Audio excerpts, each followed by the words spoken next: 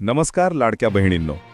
लाडकी बहीण योजनेबाबत सध्या एक खूप मोठा आणि महत्त्वाचा अपडेट समोर येत आहे. मित्रांनो, अनेक महिलांना आता वाट पाहणं कठीण झालं आहे. हप्ता कधी येणार?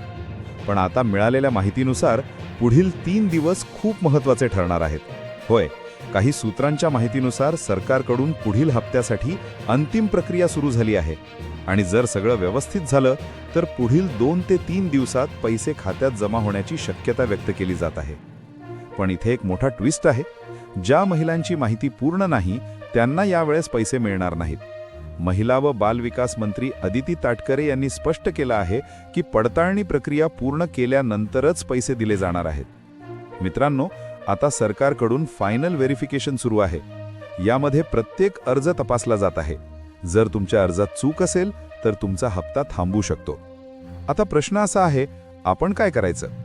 सर्वात आधी तुमचं ई-KYC पूर्ण आहे का ते तपासा. त्यानंतर तुमचं बँक खाते आधारशी लिंक आहे का ते पहा. आणि शेवटी तुमच्या कागदपत्रांमध्ये काही चूक नाही ना ते व्हेरीफाय करा.